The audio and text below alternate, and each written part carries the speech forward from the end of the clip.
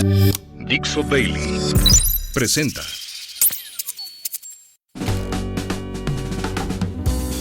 Bienvenidos.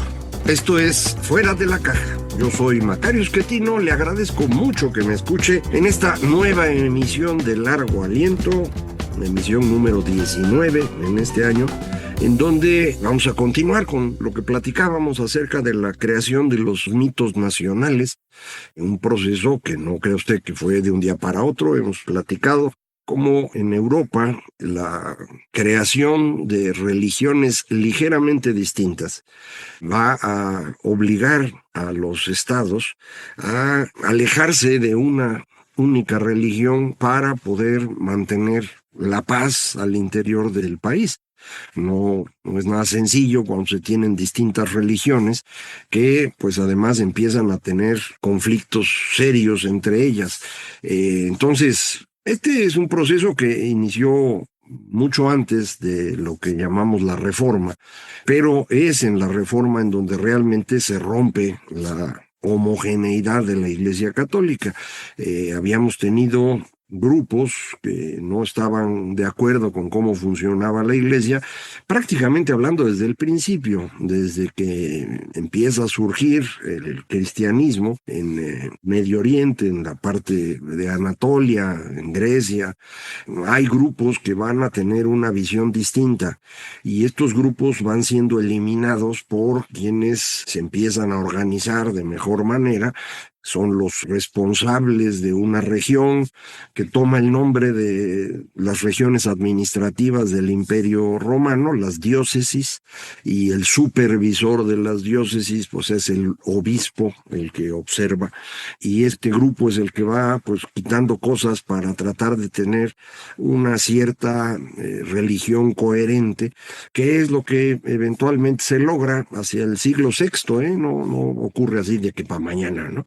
Tardan un rato en organizarse y suficiente para poder tener una idea común sobre la cual funciona Europa.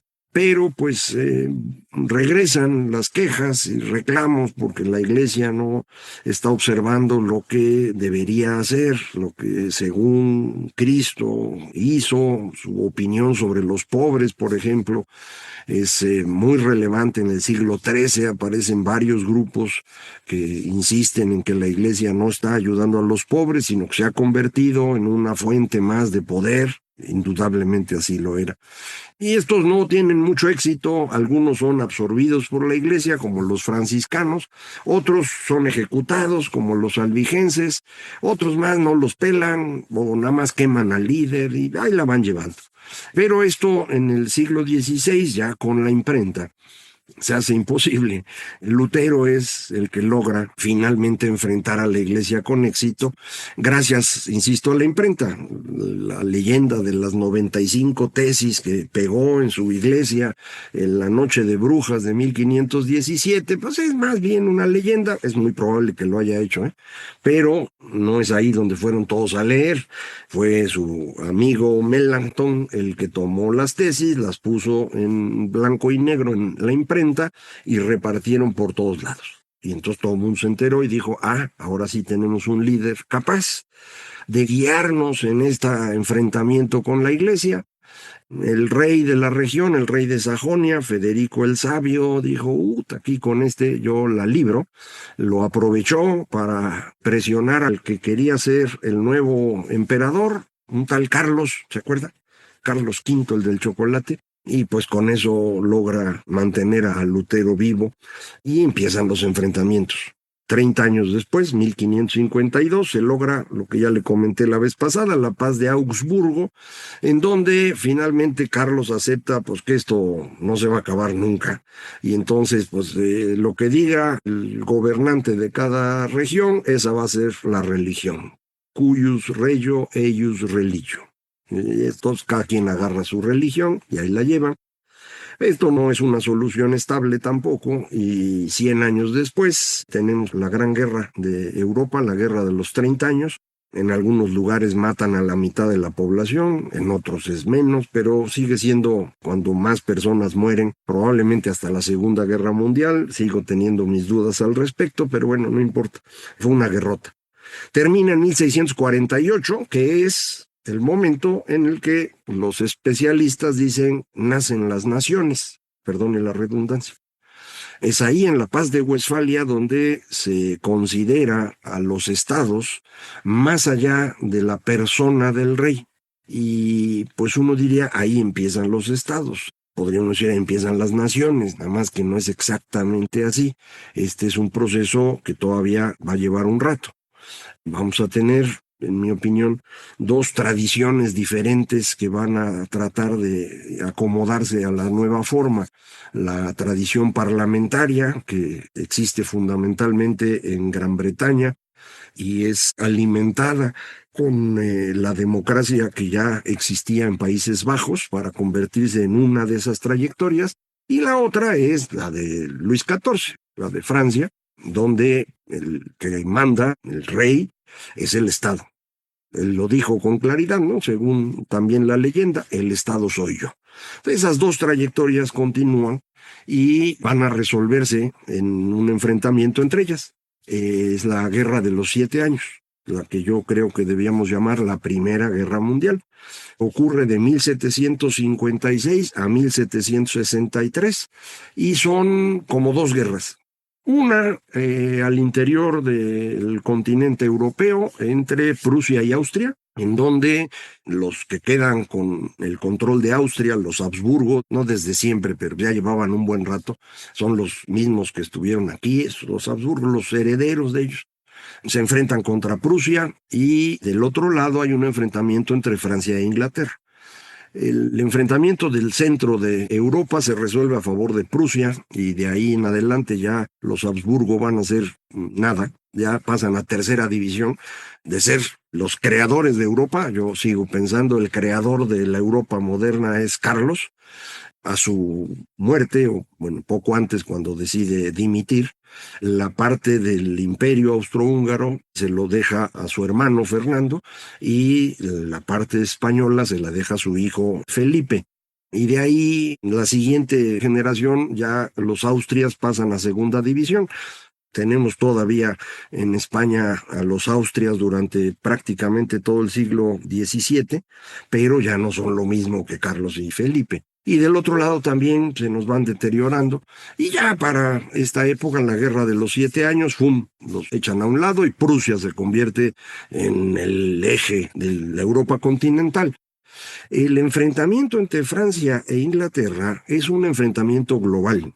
No ocurre nada más entre Francia e Inglaterra, sino en sus posesiones en distintas partes del mundo. Por ejemplo, aquí, en América, Francia tiene gente allá arriba, en Canadá, la zona de Quebec, la zona del río San Lorenzo, pero luego tiene todo el camino del Mississippi hasta la salida en Nueva Orleans. De manera que está rodeando a las que después van a ser las 13 colonias, pero en ese momento son las colonias británicas. Las rodea por completo. El cachito de Florida en ese momento es español, y en ese momento España también está gobernada por Borbones, igual que Francia, así que pues están encerrados los británicos. Hay enfrentamientos también en Asia, fundamentalmente en Birmania, alrededor de la India, poquito hacia a lo que llamamos luego Conchinchina o Indochina. Pero este enfrentamiento ocurre, insisto, en todo el planeta. Va a ser una guerra bien costosa y todos acaban quebrados. Como todos acaban quebrados, pues se les ocurre que hay que subir impuestos. Lo intenta el rey Jorge III de Inglaterra y dice, ahora vamos a cobrarles a los de las colonias, güey, porque esos pues tan re lejos no les va a dar forma de defenderse. Y eso es lo que inicia, ya sabe usted, la independencia de los Estados Unidos. Lo mismo hace el Luis en Francia y dice, vamos a cobrar impuestos, y para cobrar impuestos hay que mandar llamar a los Estados Generales, el Parlamento. La última vez que se habían reunido había sido en 1614 y los manda a llamar en 1788, 89 es la reunión. Pero pues el cambio de todo ese tiempo, la urbanización, ha provocado que uno de esos estados crezca mucho más que los otros dos. El primer estado son los nobles, el segundo estado son los clérigos, el tercer estado es la raza. Y esta raza es un montón ahora. Y en el momento que llegan, como hacen siempre los parlamentos, dicen, la soberanía la tenemos nosotros. Así que nosotros mandamos. Y entonces se arma el drama, acaban corriendo a los otros, se organizan y esa es la Revolución Francesa. Muchas cosas en medio, pero ese es el origen. Entonces, este proceso va a alterar por completo el funcionamiento de países enteros. Recuerde usted, a la Revolución Francesa sigue el periodo de Napoleón, que tiene la habilidad para destruir toda Europa, conquistarla, y a donde llega trae leyes nuevas, el Código Napoleónico. Obliga, digámoslo así, a todas las naciones de Europa continental a moverse de un salto al liberalismo. En todos los casos se van a generar fuerzas en reacción que van a tratar de impedir este movimiento, pero pues ya les dio un acelerón en la historia del Napoleón a todos, luego se vuelve loco, quiere atacar Rusia y ahí se acaba la historia. Pero ya se modificó el asunto. ¿Dónde termina esto? 1815. 1815, ya habiendo derrotado a Napoleón, en ese año se le ocurre escaparse de la isla de Elba e intentar recuperar el poder en Francia, son los famosos 100 días, pero le vuelven a dar su tunda y ahora sí lo mandan a la mitad del océano Atlántico y según dicen lo empiezan a envenenar para que se muera. No sabemos si murió envenenado o de cáncer de estómago, pero se murió hasta allá, lejos, donde ya no tenía influencia. Y quienes ganan se organizan para crear la paz del siglo XIX en Europa. Es la paz de Metternich, este acuerdo que se logra en 1815, reparte los terrenos, todo muy tranquilo, y ahí empezamos a tener, ahora sí, a las naciones. ¿Por qué ahora sí? Pues porque a partir de ese momento, en cada lugar, empieza el intento, ahora sí en serio, de cómo le damos a la gente algo trascendental en qué pensar, que no necesariamente sea la religión en sí. Porque si nos vamos a la religión, ya lo hemos platicado, pues vamos a acabar en manos del Papa. Y entonces eso no es buena idea. El Papa ya que se quede ahí encerradito, ya nadie le haga caso.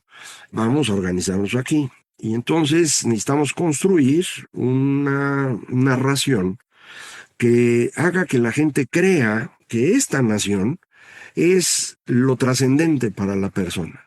No importa si la persona muere, está sobreviviendo en la nación. Es ese algo superior al individuo que se va a mantener en el tiempo, que le da sentido a la vida y que para eso necesitamos pues que haya existido desde hace mucho para que se pueda creer que va a existir mucho tiempo más.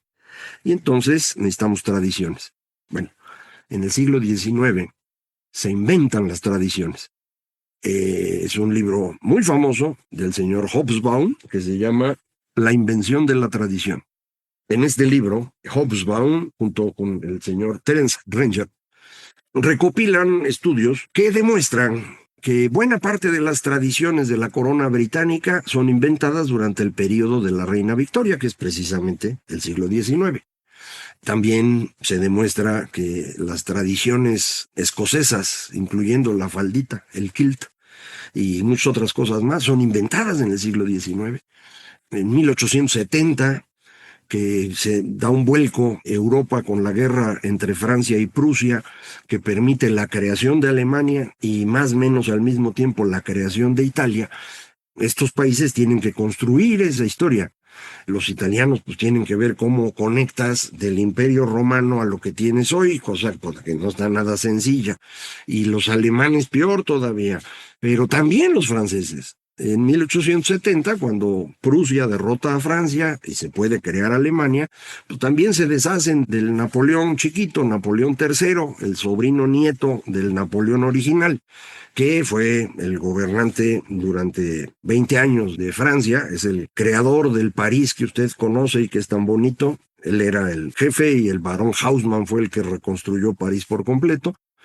Lo corren, ¿no? Y entonces viene lo que llaman la Tercera República Francesa. Y esa república tiene que inventarse una historia. Y se inventan, entre otras cosas, la toma de la Bastilla. No es que no haya ocurrido, es que hasta ese momento nadie la había celebrado. Y entonces en 1880 empieza la celebración del 14 de julio como el Día de Francia. Mismas cosas ocurren en todas partes. Por ejemplo, en Estados Unidos, la gran celebración estadounidense es el Día de Acción de Gracias, el Thanksgiving. Y esto se crea en el periodo de Abraham Lincoln, en un intento de volver a unificar a este país que está terminando la guerra de secesión. Nosotros mismos inventamos un montón de cosas en ese periodo, pero no lo voy a platicar hoy, lo dejo para la otra semana. Estas tradiciones que se van inventando llegan tan lejos como el fútbol. Usted sabe que Alemania, que tiene una bandera de color rojo, naranja y negro, su equipo de fútbol es blanco con negro, ¿no? Pues es que son los colores de Prusia, y entonces se mantiene esta idea.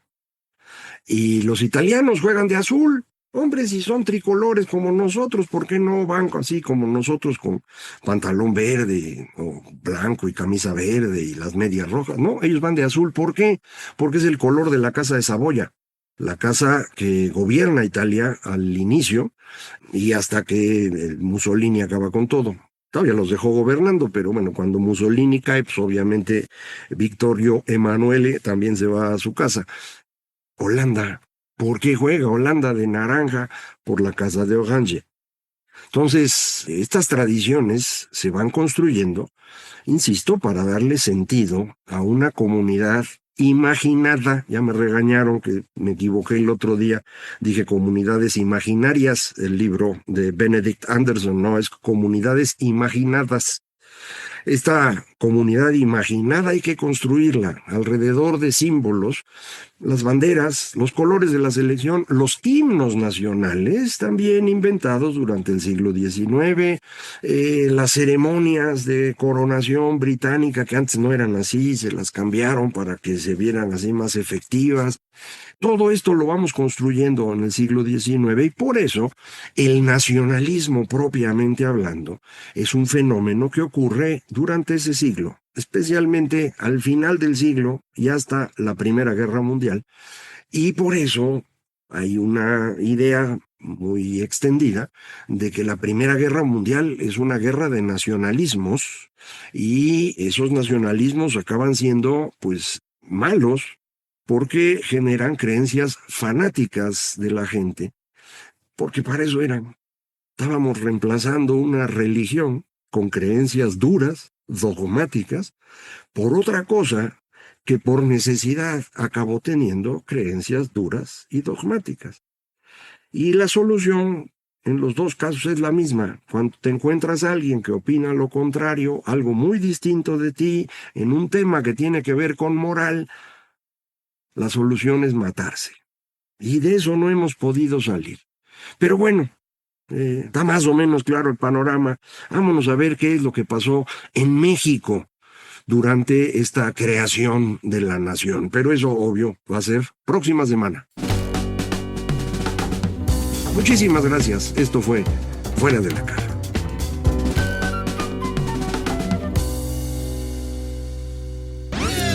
Una producción de Dixo.